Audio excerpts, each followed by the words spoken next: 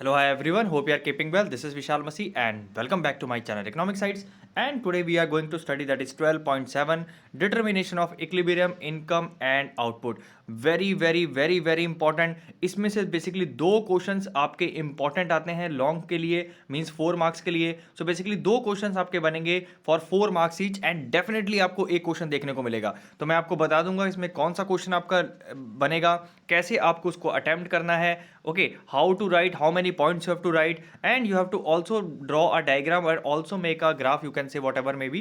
Okay, वो भी आपको बनाना है, उसको भी मैं एक्सप्लेन कर दूंगा. So this lecture is going to be very fruitful. देखिए ये टॉपिक ही है determination of equilibrium income and output, कि कैसे हम इक्विलिब्रियम अटेन करें, कैसे हम इकोनॉमी में एक स्टेबल पॉइंट को अचीव किया जाए. बेसिकली इस पॉइंट पे डिस्कस करने वाले हैं. देखिए कोई भी लाइफ में, अपनी लाइफ में या कोई भी अपनी पर्सनल लाइफ में या आप जर्नल लाइफ में, एवरीवन वांट द स्टेबिलिटी. तो same way we are also studying for the economy, कि हमें इक्विलिब्रियम पॉइंट पढ़ना पड़ता है जहाँ पे इकोनॉमी एक तरह की स्टेबल हो. ठीक है. So having discussed the consumption and investment functions, हमने already consumption, saving and investment functions मैंने आपको पढ़ा ही दिया है. ठीक है. So now we are in position to study and analyse the equilibrium level. इनके ऊपर मतलब जो पॉइंट्स हमने पढ़ लिए हैं वो जरूरी थे, तभी आपको ये इक्विलिब्रियम लेवल अच्छे से समझ में आने वाला है. तो ठीक है, of income and output in the short run. तो यहाँ पे ध्यान रखिए शॉर्ट रन थ्योरी है, तो जो भी हम डिराइव करेंगे, जो भी हम डिटरमाइन करेंगे अपना इक्विलिब्रियम पॉइंट, वो क्या होगा, शॉर्ट रन होगा. ठीक है, वो शॉर्ट रन पे होगा. As stated already, to simplify analysis we assume two sector economy. मैंने ऑलरेडी बता दिया हम क्या एज्यूम करते हैं, टू सेक्टर इकोनॉमी एज्यूम करते हैं, जिसमें हम क्या लेते हैं, कंजप्शन प्लस इन्वेस्टमेंट लेके चलते हैं. मैंने आपको ऑलरेडी बताया था कि कीन्स ने एडी को क्या कंसीडर किया था, सी प्लस आई. मतलब उसने टू सेक्टर इकोनॉमी लिया था, एक तो हाउस होल्ड्स को लिया था और दूसरा बेसिकली जो है बिजनेस सेक्टर को लिया था. ठीक है. तो इसने दो बेसिकली सेक्टर्स लिए थे, एक था household sector and the business sector. That's why we take AD equal to C plus I. ध्यान रखिएगा कीन्स ने सिर्फ सी प्लस आई को कंसीडर किया था, जी और एक्स माइनस एम को छोड़ दिया था.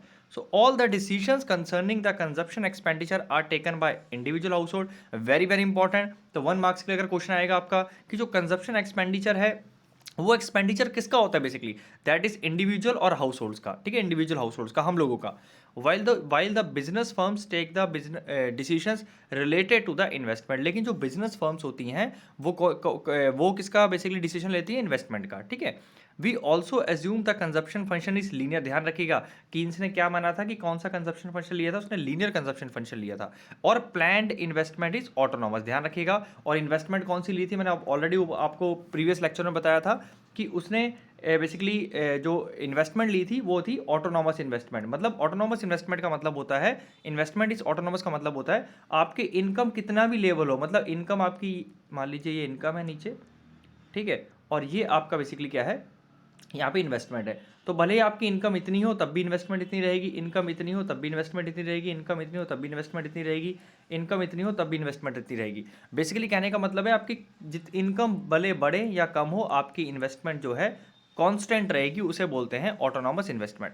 तो दो तरह की इन्वेस्टमेंट होती है आपको पता है, इंड्यूस्ड और ऑटोनॉमस. लेकिन कीन्स ने क्या लिया था, ऑटोनॉमस इन्वेस्टमेंट ली थी. तो आई होप आपको यहाँ से अच्छे से समझ में आ गया होगा. बेसिकली इसका ये जो है वो हमने प्रीवियसली हमने डिस्कस कर ही लिया था.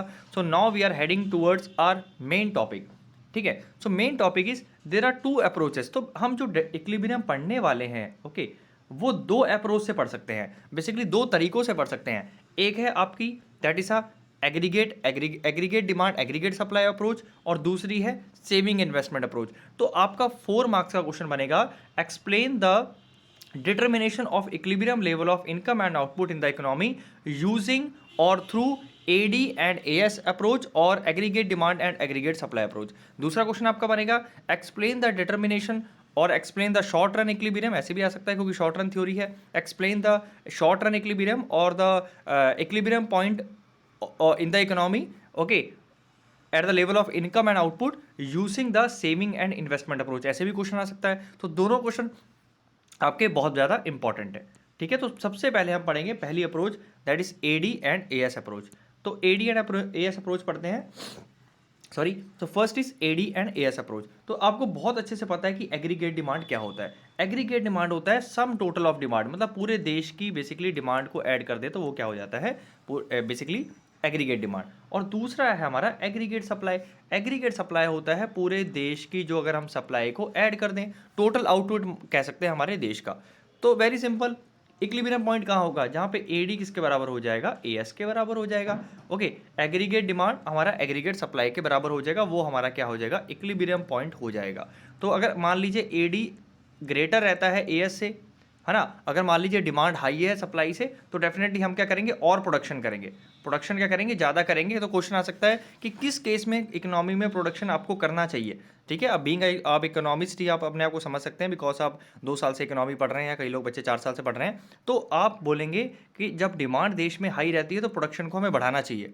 ठीक है, कई सोचेंगे प्रोडक्शन को शॉर्ट कर देते हैं तो डिमांड कम हो जाएगी। नहीं, जब भी इकोनॉमी में डिमांड ज़्यादा होती है तो वो हमारे पास एक अपॉर्चुनिटी होती है, ध्यान रखिएगा, इकोनॉमी को ग्रो करने के लिए। ठीक है, हम उसको प्रोडक्शन, क्योंकि जब प्रोडक्शन इंक्रीज होगा तो एम्प्लॉयमेंट इंक्रीज होगी, एम्प्लॉयमेंट होगी तो इनकम इंक्रीज हो जाएगी। बेसिकली यही थ्योरी बोलती है ये वाली। ठीक है, और अगर मान लीजिए इन केस में अगर एग्रीगेट सप्लाई ज़्यादा हो जाती है एग्रीगेट डिमांड के, मतलब जो मार्केट है उसमें सामान ही नहीं बिक रहा आपका, है ना, क्योंकि डिमांड है नहीं, तब आप क्या करेंगे, प्रोडक्शन क्या करेंगे, शॉर्ट करेंगे, प्रोडक्शन कट करेंगे अपना। और प्रोडक्शन कब तक कट करेंगे, जब तक एएस किसके बराबर हो जाएगा, एडी के बराबर हो जाएगा, ध्यान रखना। ऐसे ही मान लीजिए जब एडी ज़्यादा था एएस से, तो कब तक प्रोडक्शन बढ़ाएंगे, जब तक एडी किसके बराबर ना हो जाए, एएस के बराबर ना हो जाए।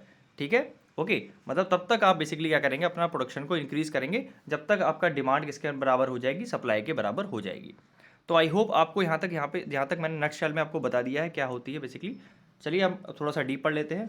सो in the terms of aggregate demand aggregate supply approach, equilibrium level of income and output in the economy is one where the desired aggregate demand, मैंने ऑलरेडी बता दिया कि हम यहाँ पे डिजायर्ड ही पढ़ते हैं, आपको पता है कीन्स ने डिजायर्ड एग्रीगेट डिमांड लिया था।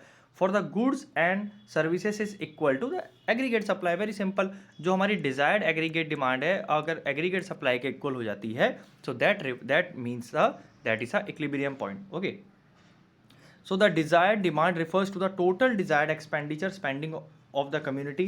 टोटल डिजायर एक्सपेंडिचर, देखिए यहाँ पे स्पेंडिंग एक्सपेंडिचर ये सब बेसिकली डिमांड ही है, एडी ही है। ठीक है, कंफ्यूज मत होइएगा।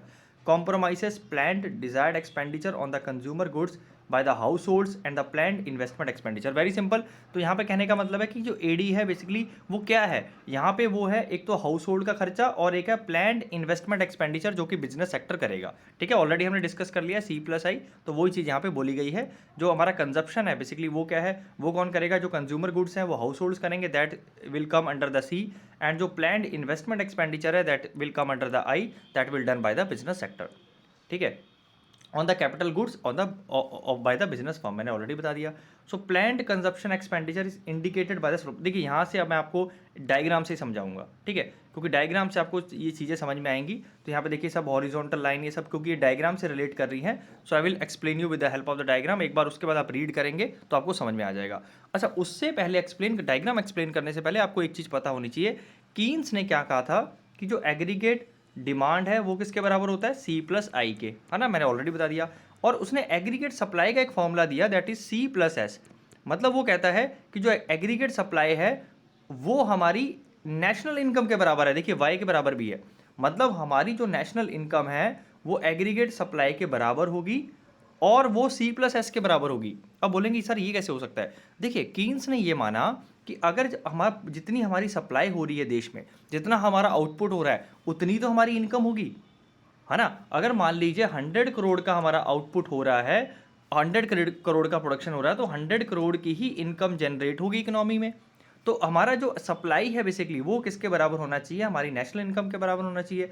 और जो इनकम होती है वो आपको पता है either it is consumed either it is saved, C+S, इसलिए आपका ये तीनों ही सेम होते हैं। मैं फिर से बता रहा हूँ, कीन्स ने क्या लिया कि एग्रीगेट सप्लाई किसके बराबर लिया, इनकम के बराबर लिया, और इनकम क्या होती है, C+S के बराबर होती है। तो बेसिकली आप कह सकते हो aggregate supply is equal to C+S और Y इक्वल टू C+S, और ये basically AS equal to Y।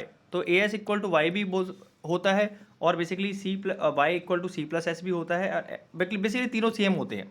ठीक है, what I want to tell कि ये इसके बराबर होता है और ये इसके बराबर होता है और तीनों बेसिकली इक्वल होते हैं। ठीक है, ये अकॉर्डिंग टू कीन्स मानना था। तो ये आपको पता होना चाहिए। मैं फिर से बता रहा हूँ, very very important to understand. Keynes ने क्या माना था कि जो एग्रीगेट सप्लाई है वो हमारी नेशनल इनकम के बराबर है, और नेशनल इनकम हमारी किसके बराबर होती है, सी प्लस एस के बराबर होती है। तो बेसिकली एग्रीगेट सप्लाई किसके बराबर है, वाई के, और वाई क्या हमारा होता है, सी प्लस एस के बराबर। चलिए अब यहाँ पे फिर से आपको यहाँ पे डायग्राम से एक्सप्लेन करना पड़ेगा, तभी आपको समझ में आएगा अच्छे से। चलिए अब इसके आता है डायग्राम।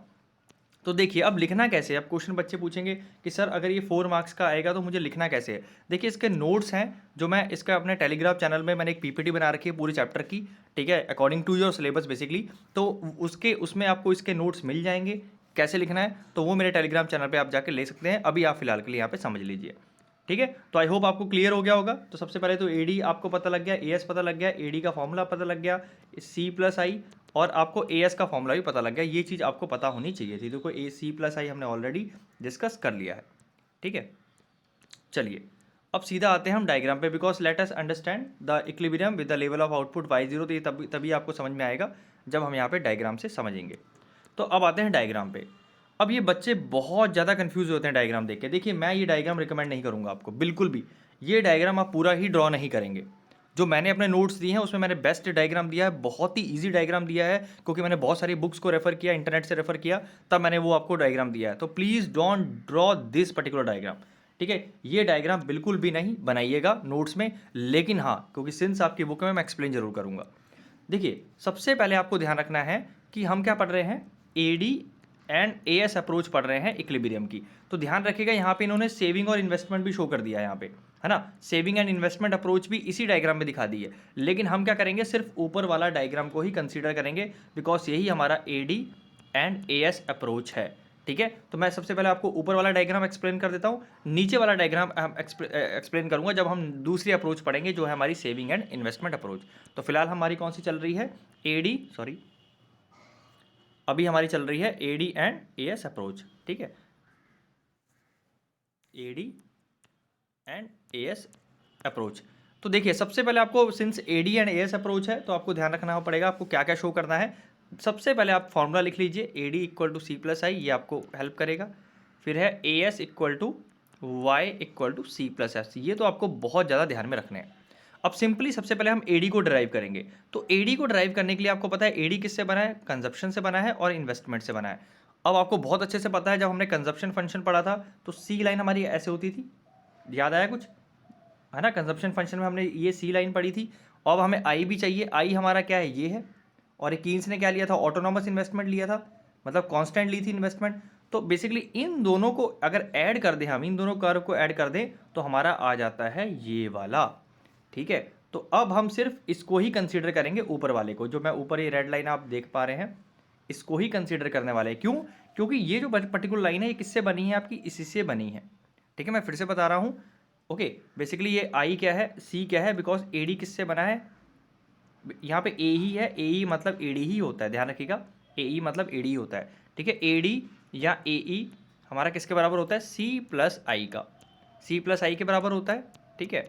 एग्रीगेट डिमांड बोल दीजिए, एग्रीगेट एक्सपेंडिचर बोल दिए। तो इन्होंने इसलिए पहले यहाँ पे सी लाइन शो की है, फिर ये आई शो किया है, ऑटोनॉमस इन्वेस्टमेंट, जो कि सेम रहती है कोई भी लेवल ऑफ इनकम पे, ठीक है। इन दोनों को जब आप ऐड कर देंगे कर्व में, तो इसके ऊपर एक कर्व आ जाएगा, जो कि बन जाएगा आपका एग्रीगेट डिमांड या एग्रीगेट एक्सपेंडिचर का, ठीक है। तो बेसिकली हमें ये दिया जरूर है, लेकिन आपको सिर्फ इससे ही मतलब रखना है अब, क्योंकि इसमें जो है ऑलरेडी ये दोनों इंक्लूडेड हैं, इस वाली लाइन में इन दोनों का बेसिकली जो स्लोप है वो इंक्लूडेड है, इसलिए ये ऊपर है, देखो, क्योंकि इन दोनों का समेशन है, इसलिए ये लाइन ऊपर है।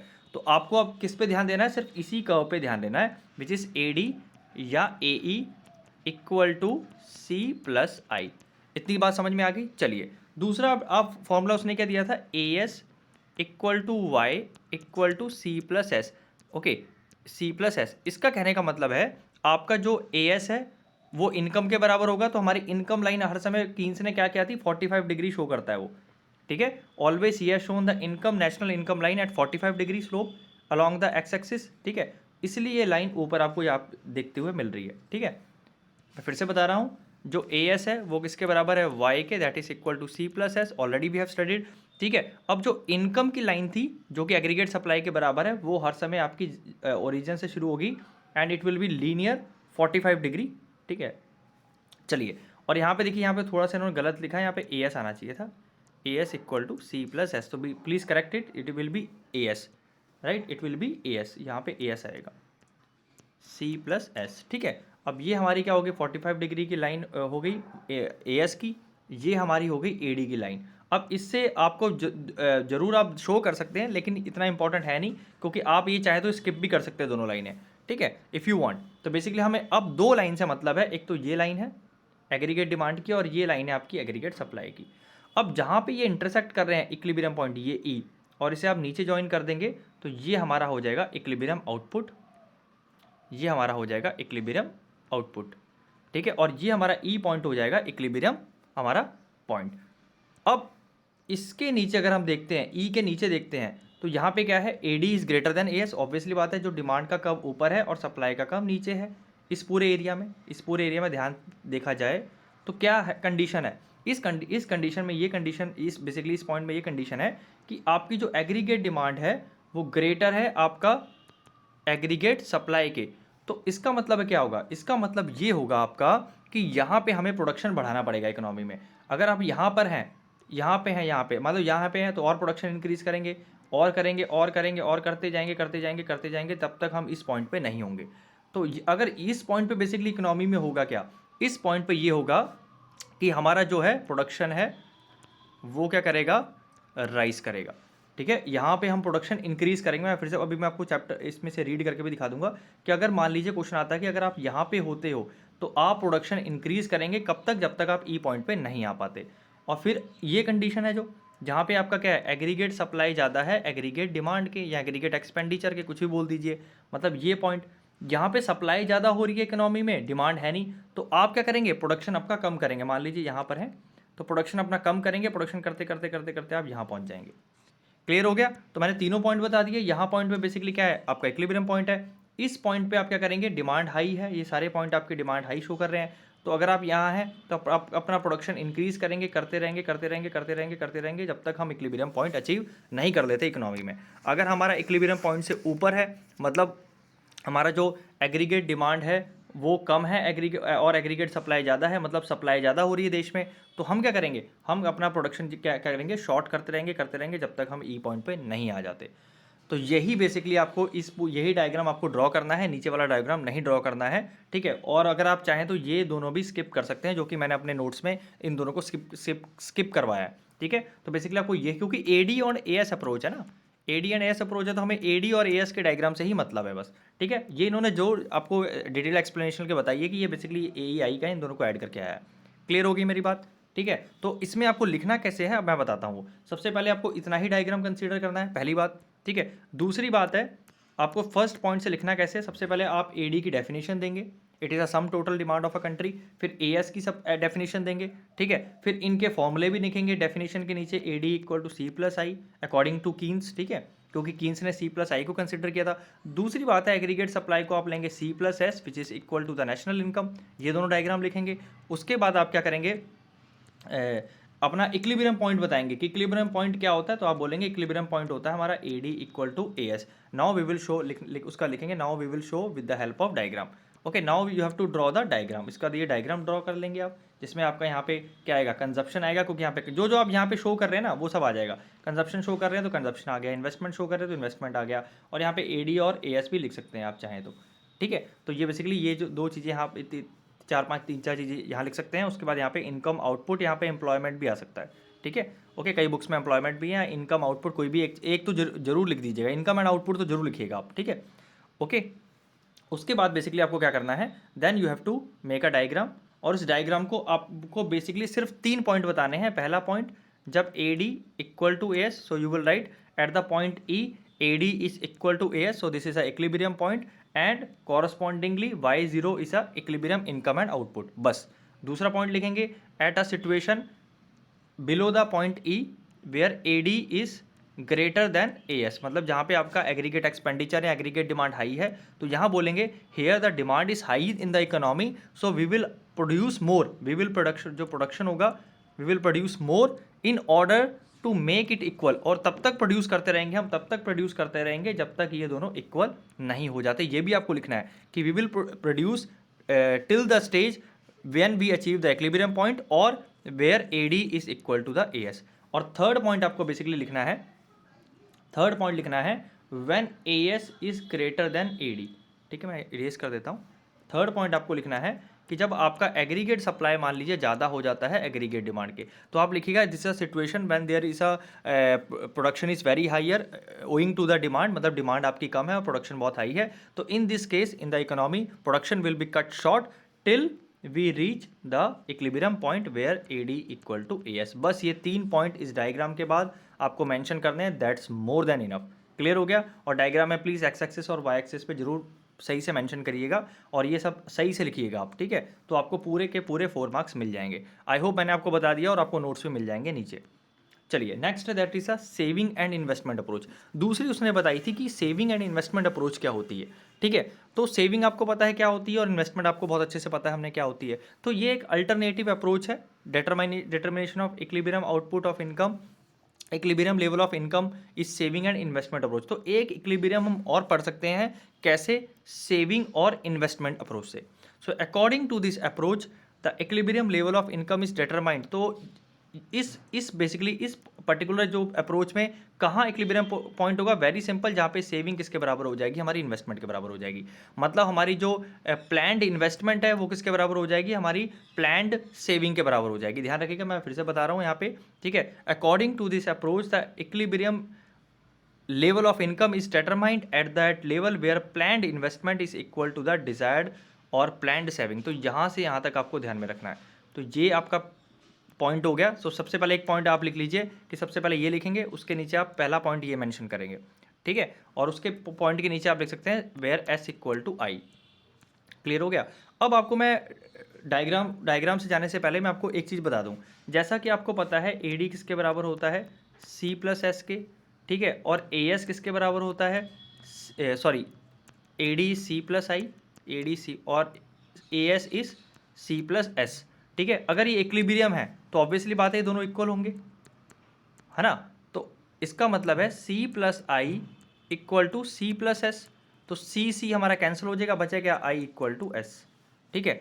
तो इसीलिए इसकी वजह से हमारा क्या होता है, सेविंग एंड इन्वेस्टमेंट अप्रोच से हम डिटरमाइन कर सकते हैं। मैं फिर से बता रहा हूँ, देखिए ए डी क्या होता है हमारा, C plus I, that will be equal to A S C plus S. जब हमारा इक्विलिब्रियम लेवल होगा, सी सी कैंसिल हो गया, बचा आई इक्वल टू इन्वेस्टमेंट। इसलिए हम कहते हैं कि सेविंग एंड इन्वेस्टमेंट अप्रोच से भी हम इकोनॉमी का जो इक्विलिब्रियम लेवल है पढ़ सकते हैं, जब हमारी इन्वेस्टमेंट किसके बराबर हो जाएगी, सेविंग के बराबर हो जाएगी। तो समझ में आ गया। तो सबसे पहले ये आप ये लिखने से मतलब ये जब आपका क्वेश्चन आएगा तो सबसे पहले यहाँ से आप यहाँ तक लिखेंगे, ठीक है। उसके बाद आप सीधा डायग्राम बना देंगे, ये डायग्राम बना देंगे, ठीक है। और उसके बाद फिर से 3 पॉइंट बताऊंगा मैं, वही 3 पॉइंट लिखेंगे, दैट्स मोर देन इनफ। तो अब आपको डायग्राम यहाँ पे इतना ही कंसीडर करना है, ऊपर वाला कंसीडर नहीं करना, ठीक है। Equilibrium level of income and output हम यहाँ शो कर रहे हैं, यहाँ पे इनकम एंड आउटपुट, यहाँ पे डिजायर्ड, यहाँ पे सेविंग शो हो रहा है, इन्वेस्टमेंट शो हो रहा है, तो वहाँ पे हम यहाँ पे लिख दिया। क्लियर हो गया। अब आपको पता है अच्छे से कि जो सेविंग कर्व है वो नीचे से शुरू होता है और इन्वेस्टमेंट हम क्या लेते हैं, वो लेते हैं ऑटोनॉमस इन्वेस्टमेंट। मतलब जो इन्वेस्टमेंट है जो है हमारा, ऐसा डायग्राम है, इन्वेस्टमेंट हमारा सेम ही रहेगा, कोई भी लेवल इनकम हमारी हो, मतलब इनकम इतनी हो फिर भी यही रहेगा हमारा इन्वेस्टमेंट, इनकम इतनी हो जितनी भी इनकम हो हमारी इन्वेस्टमेंट हमारी सेम ही रहने वाली है, ठीक है। इसलिए आई इन्होंने ऐसे शो कर दिया। और हमारा एस हम आपको पता है हर समय नीचे से जाता है, ठीक है। ये हमारा एस कब हो गया, ठीक है। यह माइनस, यहाँ पे माइनस का होगा, कोई और ऑब्वियसली बात है। तो यहाँ एस हो गया, ये माइनस ए लिख सकते हैं यहाँ पे, और ये एस। तो ये हमारा क्या होगा, हमारा डायग्राम हो गया, ठीक है। सो this is I, this is S. Clear हो गया। तो अब आपको यहाँ पे भी 3 पॉइंट ध्यान रखने हैं कि व्हेन एस इक्वल टू आई, तो एस इक्वल टू आई कहाँ पे, यहाँ पे है, जहाँ पे सेविंग और इन्वेस्टमेंट बराबर हो रही है, तो ये हमारा इक्विलिब्रियम पॉइंट हो जाएगा। अच्छा, इस जगह पे क्या है, देखिए यहाँ पे ये पहला पॉइंट हो गया। दूसरा पॉइंट हो गया जब आपकी इन्वेस्टमेंट ज़्यादा है सेविंग से, okay, when investment is higher than the saving, okay, when investment is higher than the saving, तब क्या होगा, जब आपकी देश में, अब ऐसा सोचिए कि देश में इन्वेस्टमेंट ज़्यादा हो रही है, सेविंग कम हो रही है, तो मतलब यहाँ पे हमें प्रोडक्शन करना है। ध्यान रखिएगा, क्योंकि इन्वेस्टमेंट किसका पार्ट है, एडी का पार्ट है। मतलब एडी हाई हो रहा है सप्लाई से, क्योंकि investment is higher than the saving. लोग इन्वेस्ट करना पसंद कर रहे हैं, तो जब लोग इन्वेस्ट करना पसंद करेंगे तो मार्केट में चीज़ें खरीदेंगे, तो हमारे पास चीज़ें खरीदने के लिए होनी चाहिए, नहीं होनी चाहिए। तो इसलिए अगर हमारी इकोनॉमी इस स्टेज पे है, इस स्टेज पे है, यहाँ से कोई भी स्टेज पे है, तो हम प्रोडक्शन बढ़ाएंगे, और कब तक बढ़ाएंगे, जब तक हम ये पॉइंट अचीव नहीं कर लेते। वेरी सिंपल, ठीक है। दूसरे पॉइंट में आप क्या लिख लेंगे कि when I is greater than S, it means production has to be increase till we reach equilibrium point where I equal to S. बात खत्म।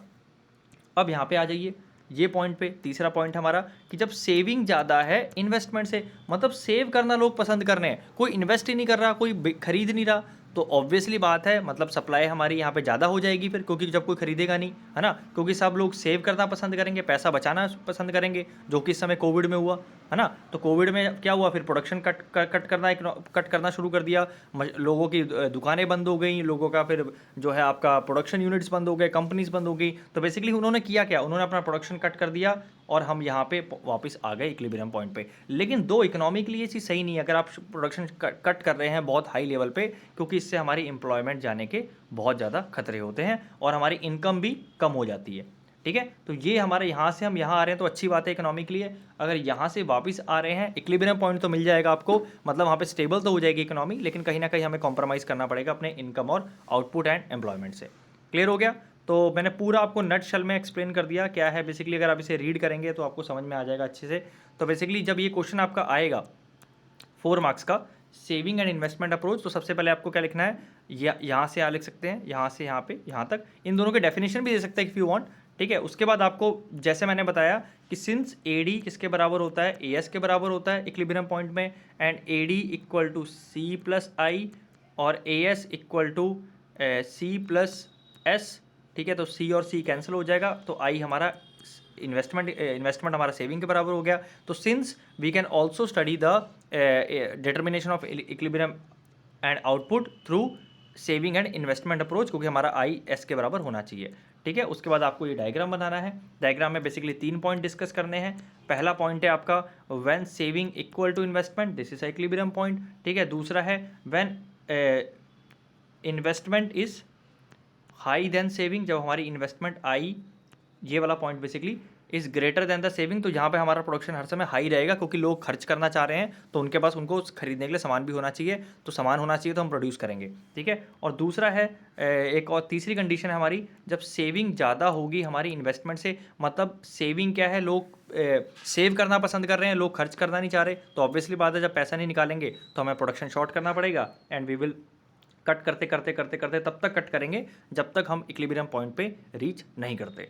तो आपको ये 3 पॉइंट बेसिकली लिखने थे, जैसे मैंने बताया आपको वैसे मैंने नोट्स आपके प्रोवाइड कर दूंगा as it is with the diagram, आप उसे लिख सकते हैं। सो आई होप आपको ये पूरा चैप्टर अच्छे से में मतलब यहाँ तक समझ में आ रहा होगा अच्छे से।